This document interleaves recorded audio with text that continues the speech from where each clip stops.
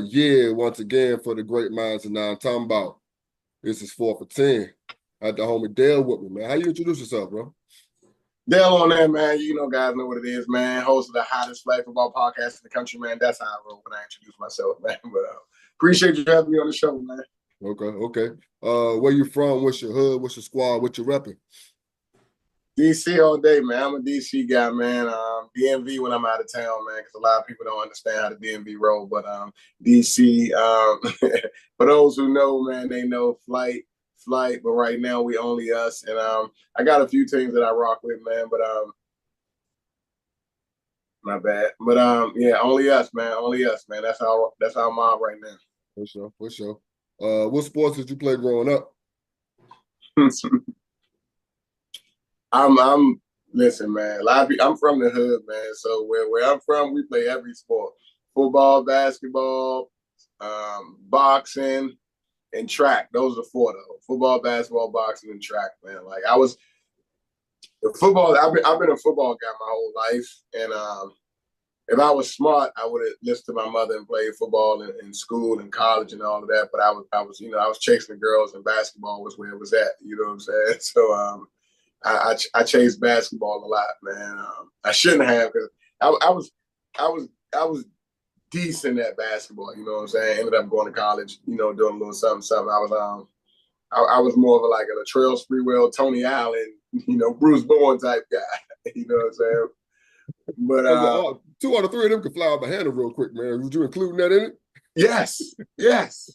Listen, I'm one of those if you know kind of guy. So folks who know, I mean, your folks out there might know it. Like it can get off the rails real quick, man. If I tell people talk to me nicely, man. But no, those are my guys right there, man. Football is my thing. Pop won the national champion 2 years in a row. Got to high school, and some of the coaches was chasing me to play football, but again, I was doing my thing, man, and I wanted to. I wanted my freedom. I wanted the girls, and you got a helmet on the football. I was like, I see you. But then after that, went to college, hoop. Out of college, practice squad in college for football, but I was there for basketball. Where'd you go to school at? I went to school at Allegheny College in Maryland. Then I transferred to the University of Maryland. And but yeah, so practice squad guy. Because I ain't have once I got to college, I ain't have a real background in football. I just wanted to play. Then right after that, semi-pro with the Washington Chiefs. Then the Montgomery County Rams. And then tore up my shoulder and fell into flag football. Okay. Who put you on the flag? Who brought you out? My doctor. My doctor was like, "Hey, look, Schlev, you're not gonna be able to continue to do what you're doing, and you can rehab." I was going to rehab for 6 months. I'm kind of like an over rehabber kind of person anyway, though. So, while rehabbing, I was like, all right, if you tell me 6 months, I'm going to do 7 or 8. You know what I'm saying? But, Doc was like, listen, man, your shoulder a little bad right now. You ain't going to be able to throw like you used to. Things going to be rough for you, but you need to rehab and don't get back on the field with equipment on. He was like, all right. So after the rehab, I was like, yo, I'm ready to go back. He was like, you need to chill for a little while longer. But if you really feel like you need to play flag football, is the route right now. And this was years and years and years ago. You know what I'm saying? 10 plus years. And I was like, man, I ain't playing no flag football. Like everybody else who played tackle football, there's that stigma about flag in the beginning. You know what I'm saying? Now it's a little different, but in the beginning, that stigma was, nah, flag ain't it. You know what I'm saying? That's soft over there. Exactly. So, yeah, it was that stigma, man. And I was like, wow, I got to go play flag. And somehow, somewhere, I grew to love it.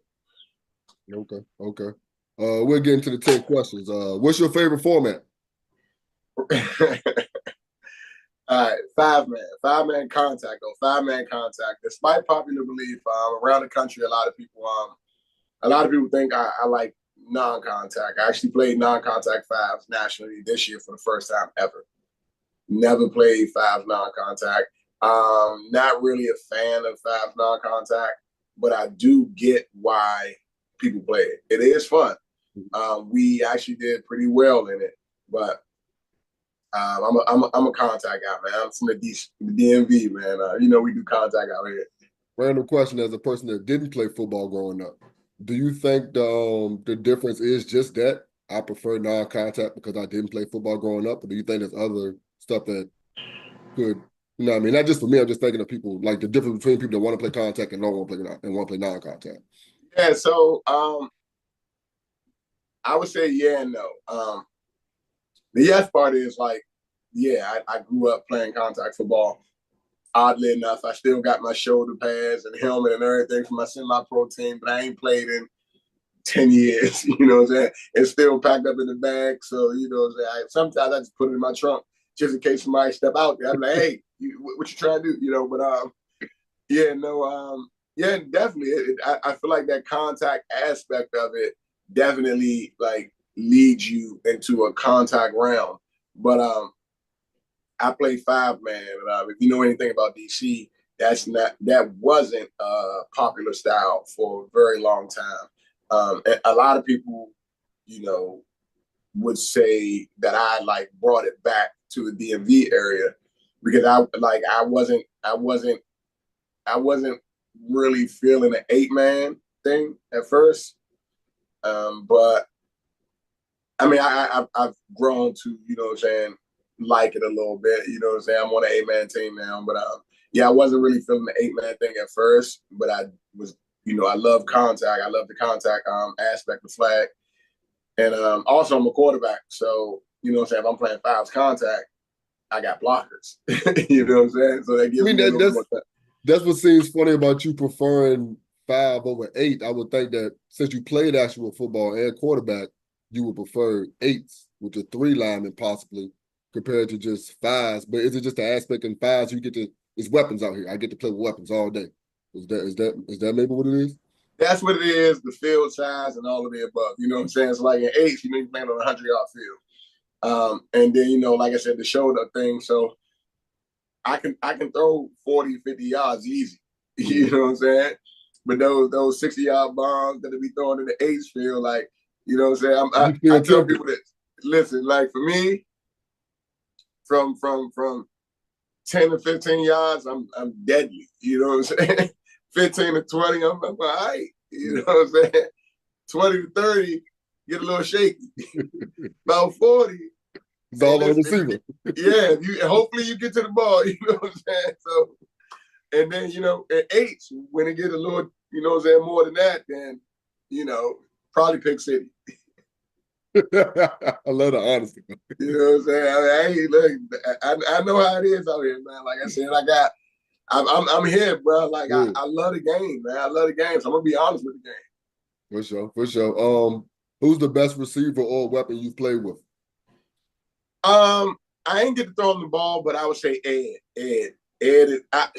Okay, yeah, it was Ed and Leonard. Leonard from Judah / Hard Target / Cheat Code. He was one of the guys, older guy. You know, like the DMV, like Leonard's one of the legends in the DMV area. Actually, one of my first like real flag football friends who actually like showed me, you know, the landscape of the DMV flag football scene. So Leonard, and then Ed's one of my guys now with Vibe Up. Shout out to Ed. Just got his invite to the USA national team trials this year. That will be happening in March. I got to rock with both of them on the same team one time. I forget the tournament. It was 2 summers ago. And Leonard, I ended up throwing a pick. But I was, you know, I was on the team with both of those guys. Talm was the main quarterback. I was a star. You know, we drew up the play. Talm, you know, threw me the ball, and I had Leonard and Ed in the end zone. And I wanted to throw the ball to Leonard. And like everybody, like, why you throw the ball to Leonard? Leonard was triple covered. I was like, I want to throw the ball to Leonard. I want to say that I threw the ball to the legend.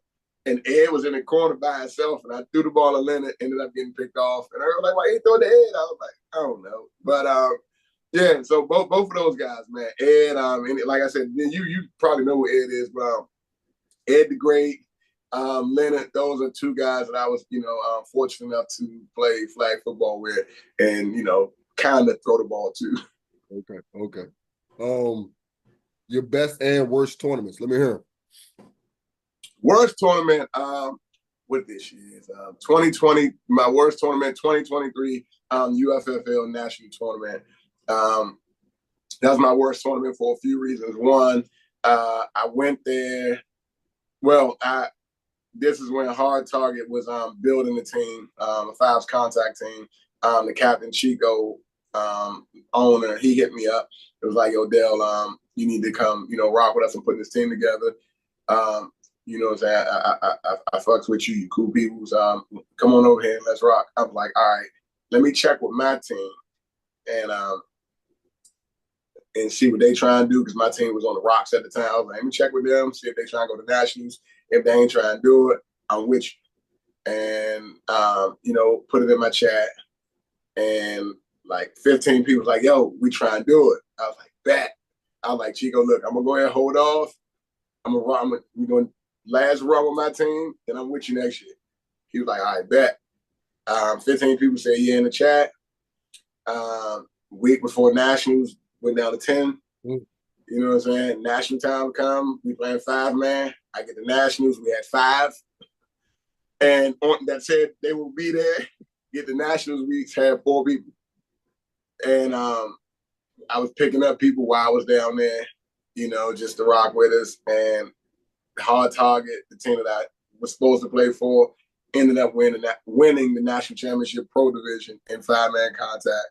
And I'm like, bruh. You know what I'm saying? I was like, come on, dog. And then, I mean, obviously nobody's gonna say they're not good, but I felt like I was pretty good. You know what I'm saying? Played ASAP at the time, who we were playing in rec. ASAP was playing in rec. We was killing them for the whole game. Ended up winning. We was up the whole game. They ended up scoring a touchdown with the last 5 seconds to win the game. But they ended up winning the whole thing that year. And my team, we won 1 game that whole weekend. Oh, damn. And that we should have beat them, and we didn't. So, and they ended up winning the whole thing. So it was rough. And I did that with 4 players. You know what I'm saying? Best tournament, I want to say maybe 2022 ECN East Coast Nationals. Had my regular team, and we went out there and killed it. Went 4-0 the first day. Second day, we won our first game. Went to the, I want to say, semifinals. Ended up losing to Tri-State Bullies. And then Warpath ended up winning it all. Crazy game. They beat not STV, but it was like a faction of that STV out there. But they ended up beating them. And that was our best weekend. We was killing everybody. Like if it was like it is today, where everything happens in one day, like we would have won the whole thing, because nobody was beating us on that day.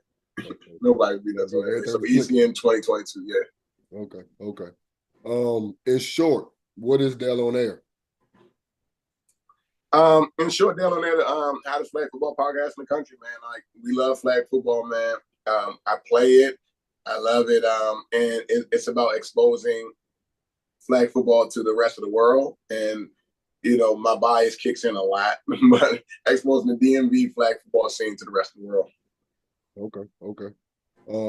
What made and makes you want to continue playing this role, having the hottest flag football podcast in the country?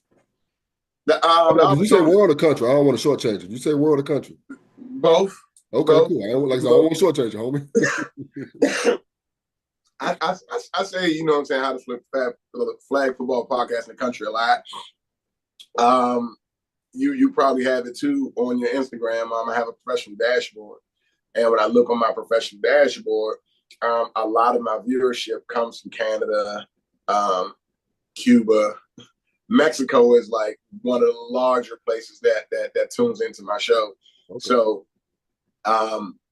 I like to say the country. I mean the world. You know what I'm saying? Like You getting there? yeah, so because I have had a lot of people from Mexico on the show. Um, haven't had any people from Cuba on the show, but we've had talks about it. Just the time difference just hasn't worked out. That stay tuned though. We do have the Cayman Islands coming on the show and Jamaica, so that'll be coming soon. But yeah, definitely. I want to say in the world, man. I mean, yeah, in the world, definitely in the world. What made you want to do that though? What prompted that energy, that want? To do the podcast? Yeah, yeah. Actually went to school for communication and broadcast technology. Obviously you probably went down this road too. As an athlete growing up, my mom, was like, when I got to college, I had zero idea of like what to do outside of sports. So it was like high school again. I'm like, I'm gonna take English, science, this, and so what you gonna major? I was like, I don't know. You know what I'm saying? Like I took civics in high school. I like teacher. Hmm. He taught me a lot. So the teacher was why I liked civics. So I was like, okay, well, I do criminal justice. And that wasn't it. You know what I'm saying? And so I was in criminal justice, dropped out of that second semester and, had to talk to my mom. And again, being an athlete and having a black mother, she was like, like, you need to do something in sports. You should get into like physical education, which oddly enough, I circled back to later on in life, but took health and kinesiology. So that was my major for a while. And if anybody know about that, there's a whole lot of biology classes that I was like, bruh, I can't do this. Like I took 2 in 1 year, and then it was like, you got 7 more. I was like, oh, nah, I'm good. And just one summer, I had to take an elective, and one of my boys was at the University of Maryland, and the colleges in Maryland are kind of all connected. And one of my boys was like, yo, I'm at Montgomery College taking this radio class. You know what I'm saying? It's an elective. You should just take it, for shits and giggles, and like it'll satisfy your elective. I'm like, all right, that. Ended up taking it, loved it, took another radio class, loved it. And I just followed the actual program. So I took advanced broadcast journalism, took journalism classes and all of that because I loved it so much to the point I ended up getting a degree in communication broadcast technology from the Montgomery College of Maryland. Okay. That's fine. What position provides the best interviews? Position provides the best interviews. What positions on the field? A quarterback, receiver, blockers, what? So far for me, it's been is receivers. That's constant. Then I guess that's constant in the NFL and in flag football. Huh? Yeah. I've definitely had a bunch of quarterbacks on the show. Had a bunch of receivers on the show. Receivers are always entertaining. Quarterbacks do bring a lot of insight, So when I'm sitting down with a quarterback, they definitely bring a lot of insight to the game, and they can tell you a lot. Nico Caceres, who is he's a 5-man quarterback for grown-ups. Nas, one of the upcoming quarterbacks in the country right now, who probably will be on the national team real soon. So I did an interview with him, which I'm gonna probably be dropping in the next like month or two. Super duper smart guy, entertaining guy. So he was one of the more intellectual, quarterbacks I've had on the show. Tone, also one of those guys. Like Tone is emotional about the game. So he loves the game, and if you know Tone, like when he sits down in the chair, like sometimes you just got to let him go. You know what I'm saying? So those are the 2 quarterbacks I would say really like did their thing when they came on the show. But outside of those 2, the wide receivers, man, they are always like entertaining folks. Okay. That's the same thing for girls also? Is the wide receivers? Yeah. Okay. Yeah. Like one of my favorite ones, London, it's still on my page right now. I think she did like 16K on viewership. But London is a receiver, and she's definitely very, very, very, very, very entertaining. So yeah, the women are yes. Yeah, I'm trying to get in contact with her too. I know when I first like with IG and I first started like following flag football people, Race Me. That was the first. I think that Yeah, was the first person I was seeing, not just on her page, but on like on different other people pages. Like yeah. she was definitely the first one. What's your favorite question to ask, and what's your favorite route to throw? Oh, definitely. First of all, I'm gonna go with the route to throw, the post route. The post route is my That's favorite route to throw. yeah, that's constant with quarterback. Not to cut you off, but that's a consistent answer I'm getting from quarterbacks with that post route. Oh yeah, the post, because the post route is one is a time route. If you got good time with your receiver, it's difficult to defend. But on top of all of that, it's like you can throw, like that's is a deep pass that you can throw, and you know what I'm saying, you don't have to be super duper accurate to throw it. You know what I'm saying? You drop back, I'm throwing it to the middle of the field.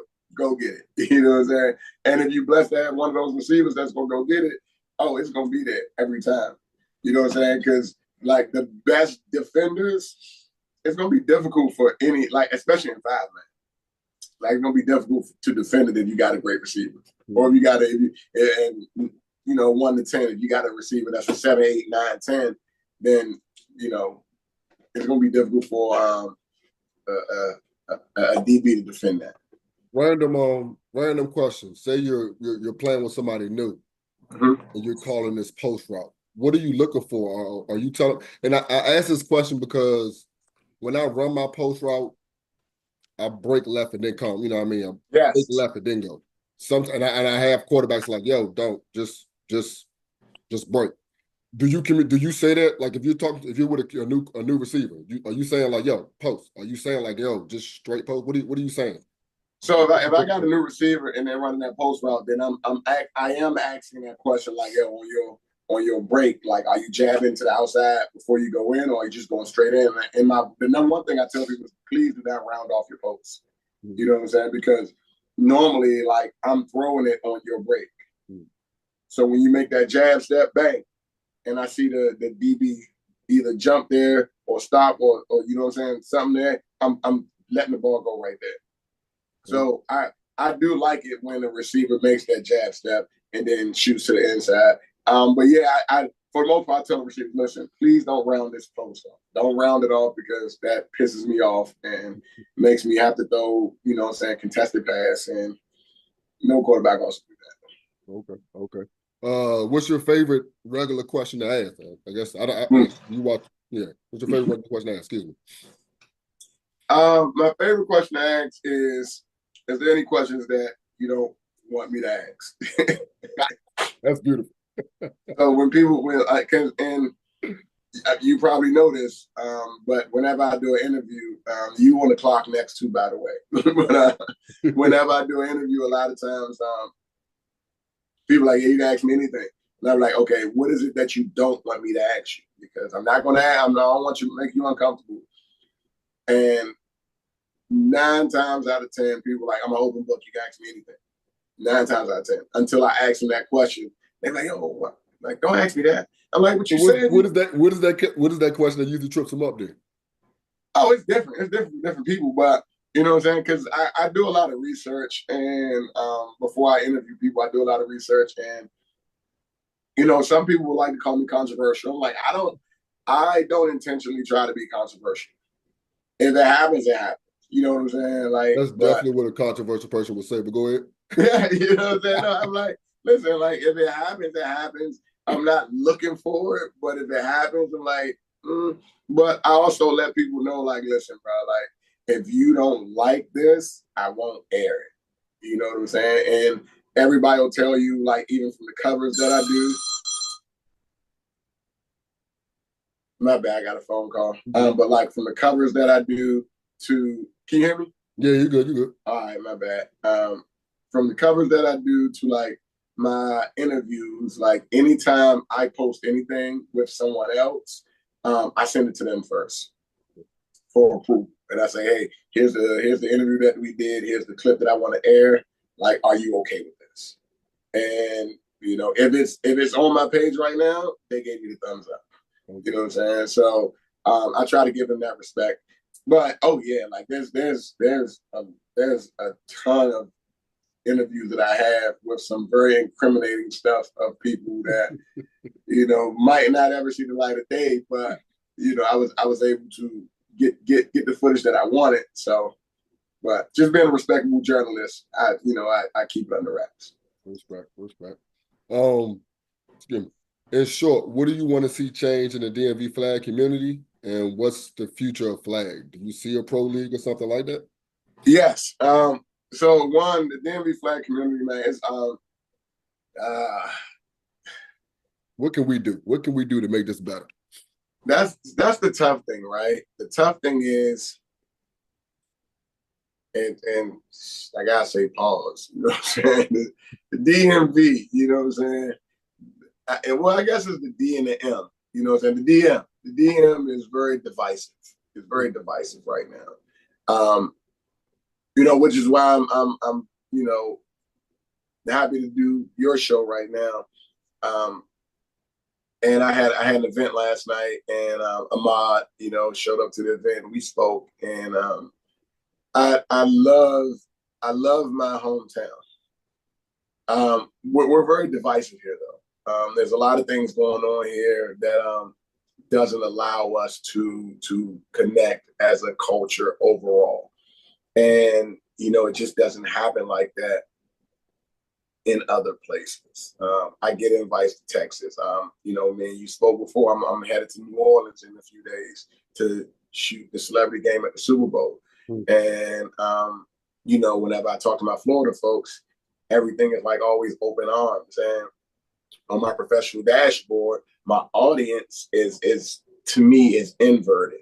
So my top five, like you would think, I'm from DC, I'm from the DMV. My number one audience should be DC, the DMV. You know what I'm saying? Should be at the top, but it's inverted. They're at five. There's four other places that view my show more than the DMV, which to me is a little bit disheartening. And there's a lot of things. I feel like we have some of the best talent in the world right here in the DMV. It doesn't get showcased because we don't play the format and the styles that is being played, nationally and internationally. We are 8-man centric here, and that's fine. That's fine to be 8-man centric. But a lot of leadership here, I don't want to use this word, but I'm used anyway. A lot of the leadership here is sometimes closed-minded on other formats, which in turn is going to damage the product overall when it comes to the DMV football and talent pool. Some of the younger guys have stepped outside the box, like, yo, this is what I'm going to do. I don't care what happens at home. But they get shunned here when they do it, and which creates a divisive culture. And that's where we are right now. The future of flag is bright. I've seen it. I'm witnessing it right now. I'm fortunate enough to be a part of it. You're also, fortunate enough to be a part of the growth of the game and how it will move forward. I like to tell people all the time about the media in flag football. A lot of the players don't, and I'm not going to say a lot of the players. I've spoken to players, and I've spoken to people who don't really like flag media, and it's not all bad. And I would say that this, when it comes to flag media, it's probably like 1% of flag media that's bad. Like the rest of the flag media is actually trying to push the game. And, I like to tell these players, like, yo, like, you guys need us. You guys need us. Yeah. And if you've ever gone to a football game with your camera, to a flag game with your camera on your phone, and you shot anything, and people know who you are, your DMs just fill up. Hey, you got that play that I did here? You got that? You got it? I get that every single time I step on the field. Anytime they see me pull my phone up and they did a play, they'll hit me up. Hey, when I scored that touchdown, you got me? Like, you send me that?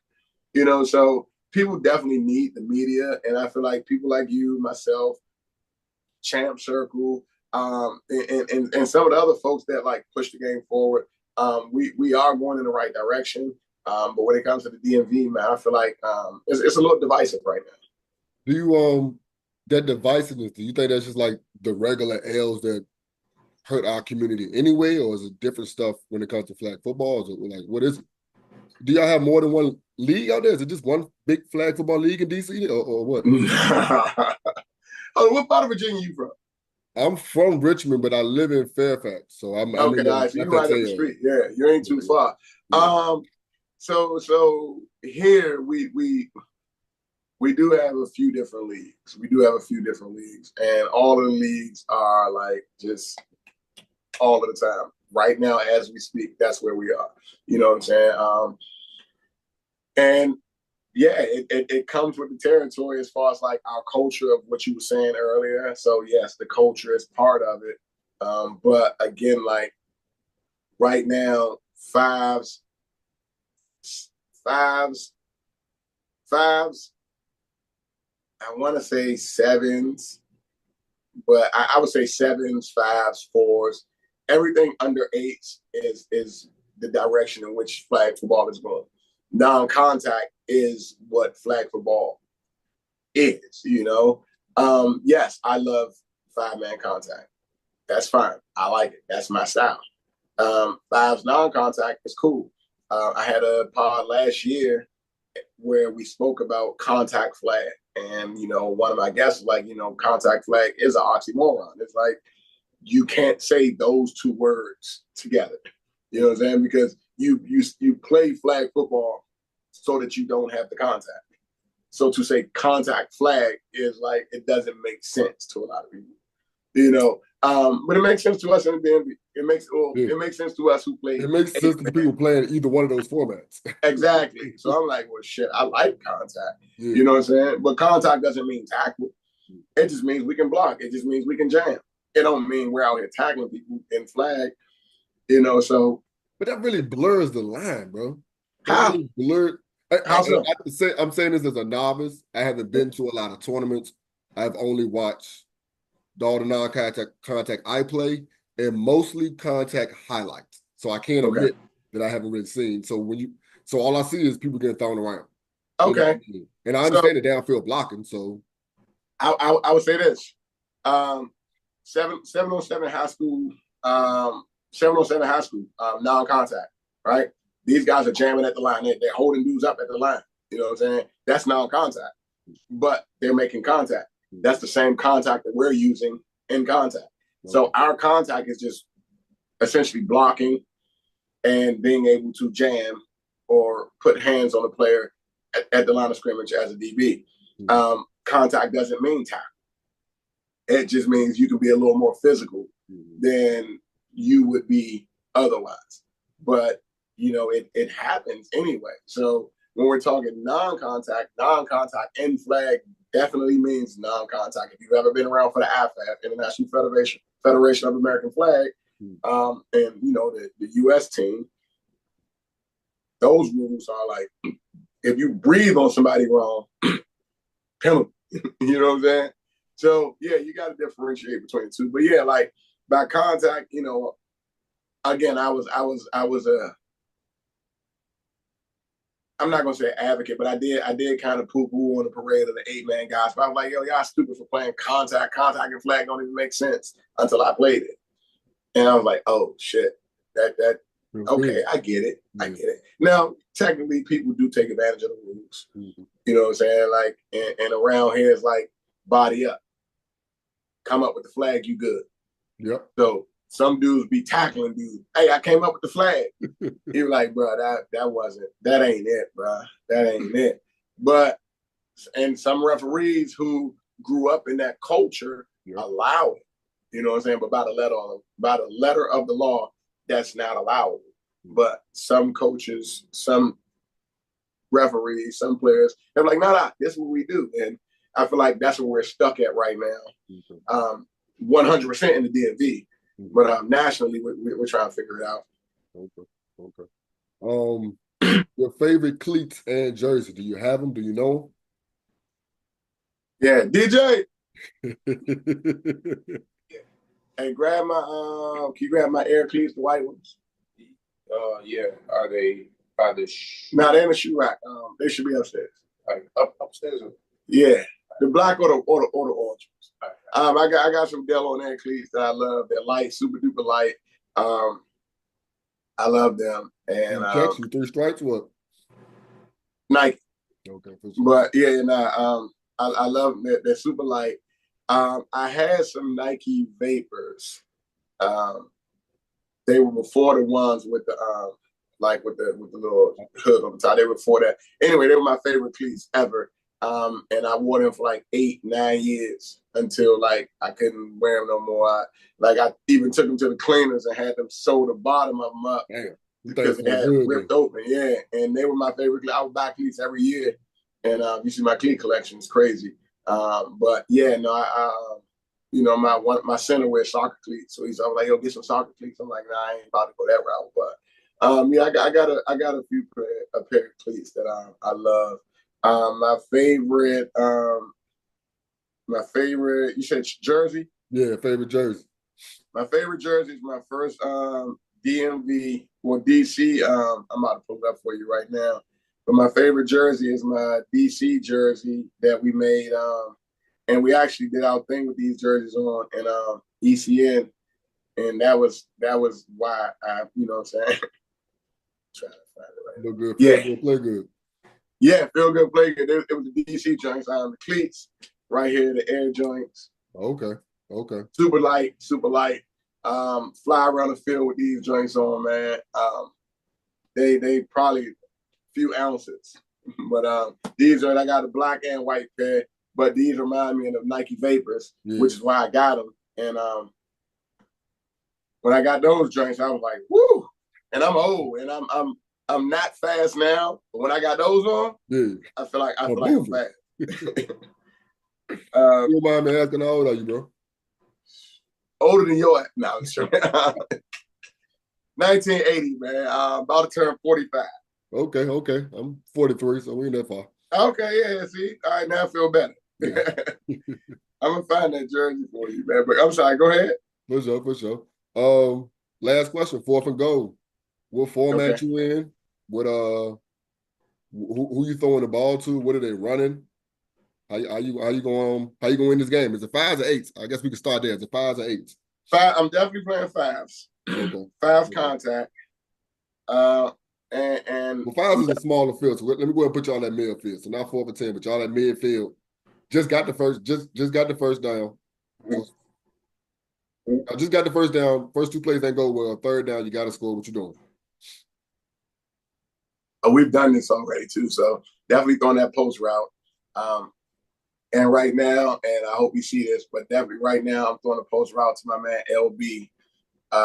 He showed me a lot this year in nationals. We actually linked up this year. He just got on my team this year, and he's a really great young new talent that I'm rocking with now. So yeah, I'm definitely throwing him the post route. And I'm mad I said that because he don't even really run post that well. The dig route for him. He drew up a play against this one team that is now in our playbook, where he runs a dig route and it's like the perfect play. And 10 times out of 10 he's open on the play, and you know what I'm saying? Like he's always there. But I'm getting about 10 to 12 yards on it each time. But for him, we might get 15. You know what I'm saying? So for a game winner, probably not that play. But I trust him enough that I'm probably still going to send him on a route. But if we going back 2 years ago, Dion, I can't remember Dion's last name, but Vanilla Gorillas, they actually just won it this year. My boy Dion, I can't remember his last name. I was actually in that same predicament where we were down in Florida. We were playing a team that actually just won it the year before in pool play. We lost our first game, and they said, hey, listen, to make the playoffs, you guys got to win out. So we had to win our next 2 games. We won our second game. Third game, we were winning to the last, 25 seconds. And one of my DBs gave up a touchdown, stupid touchdown, just missed the flag and all of that. I was livid. And I'm like, damn, it was 14 seconds left. And my boy Dion was like, bro, just give me a chance. I was like, all right, so I'm in my own end zone. And whenever this drop, I'm a post that play, but I'm in my own end zone. It's 14 seconds left. And he's like, yo, give me a chance. I'm like, that. I drop back, do that bitch, touchdown, game over. Was it a head top? Would he run up underneath? Oh, no, it was definitely head top. It was definitely, after he did it, he was like, too little. You know what I'm saying? It was one of those. It was one of those. So I send you to play. So, you know, if you however you edit this up, you might could drop that in there. But yeah, it was definitely one of those. Okay. Shit. What feels better, man? One of those, or hitting one of those, or wrapping up a good interview, man? Definitely wrapping up a good interview, man. But at the end of the day, it's like I said, I'm keep harping on this. I really wanted to come on this show, man, to show my appreciation to the flag culture. And you are the flag culture. And you are what's going to push this sport forward. And as long as we got people like you, man, I feel like we're in good hands. And I feel like that, you know, that the sky's the limit. And I tell people, man, don't get caught up in the followers, and don't get caught up in the likes, and don't get caught up in, oh, well, this guy has 100,000 followers. And I'm like, well, you know, look at what he's actually doing. Is he doing what he's supposed to? Are those followers even real? And then, you know, I'm like, well, look, I'm gonna go over here to this guy. This guy's actually passionate about what he's doing. This guy cares about what you care about. He's not just out here like, well, let me do this so I can get a whole bunch of likes. So with that, I just say, you know, definitely congrats to you, man. Whatever I can do to help, you know, I'm definitely always here, man. So that's kind of how 4th and 10 came up. I talked to you for 5 minutes. I put your highlights up. Then I interview somebody from the league. That happened to take off a little bit. People was like, yo, that's the best part of the whole show. So that's kind of where we are. You know what I mean? I was just interviewing people from FXA. Then I interviewed Rich, and Rich was like, yo, you need to interview people out here. Then Flamingo? Rich from Rich stay in Baltimore. He played with a bunch of teams, little fast Rich.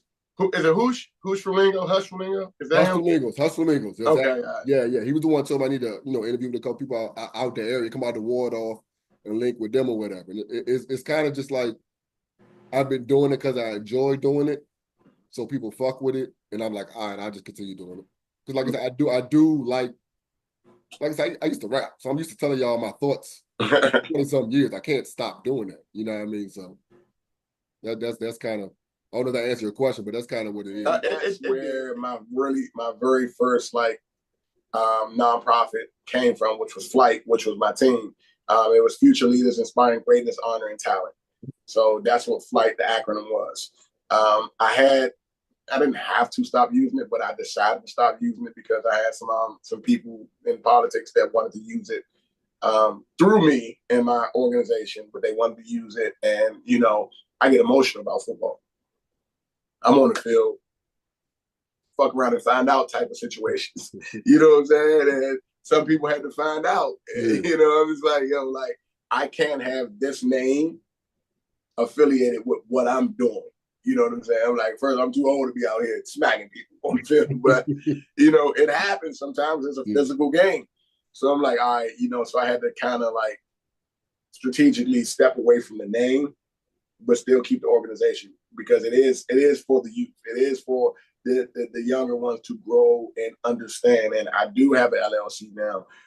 We do give back to a lot of things, and it's not all about just football. You know, when I went to all those classes for, like, that's paying off right now. And I'm having interviews with Gatorade and Adidas and Under Armour. You know, like, those things matter right now. You know what I'm saying? Like, I love the game of flag football. It's definitely going to continue to move forward, with or without me. You know what I'm saying? So for me, I'm like, yeah, like it feels good to throw a game-winning touchdown, but like, you know, at the same time, it feels good to be able to practice my craft. It feels good to be able to sit down with people like you, and, you know, like, speak on the game with a high level of intellect and understand what we're talking about and growing the game. So yes, this to me, just to me, this is a great, you know, a great feeling that we are able to move the game like we do. Yeah, especially at this point in time and point in age, you know what I mean? Yeah. And being able to contribute to the community.